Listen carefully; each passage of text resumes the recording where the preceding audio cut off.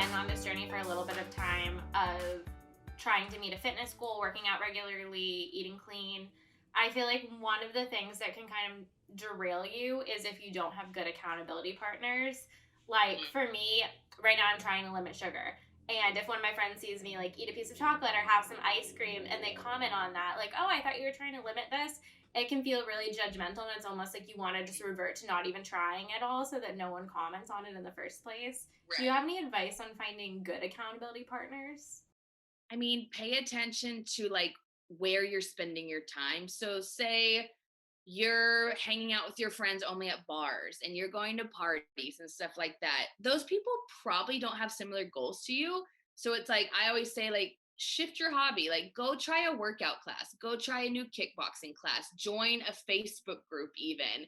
Because if you're going to be around like minded individuals, it's going to be way easier to find someone who can help you out with your goals versus I'm not telling you to ditch your friends who like to go to the bars. That's totally fine, but they might not be the best people to keep you on track. And that's totally fine.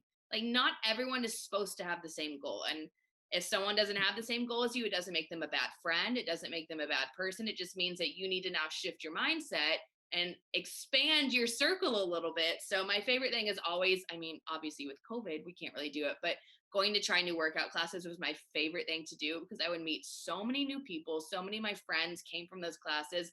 And then before you know it, you have someone to go take the class with. You're more motivated to go and show up. So it's my advice for that one. Yeah, one of the things I love about how you use your platform is you're super authentic and straightforward. I've seen you post a couple times that people can DM you really nasty stuff.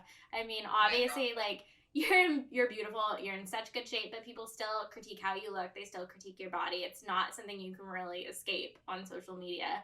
How do you manage those kind of comments? Oh my God. Well, it was very hard for me for a while. I think the hardest was when I got off reality TV because you're on this show and then all of a sudden you have this like instant platform of people.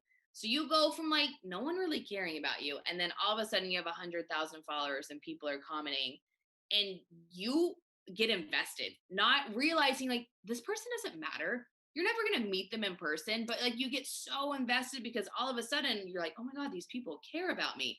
So that took me the longest time. And I'll say I'm so thankful because the guy that I'm dating has been on reality TV for 20 years. So he is like a seasoned professional of like ignoring these trolls.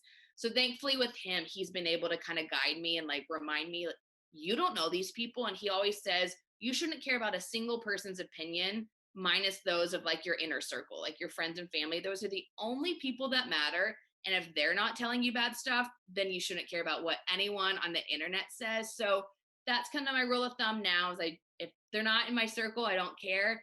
And then a lot of times, like these people just want attention. Like you have to realize that. So often I'll respond to them either really nicely or really sarcastically. And the second that they get that attention and you acknowledge them, they immediately say sorry.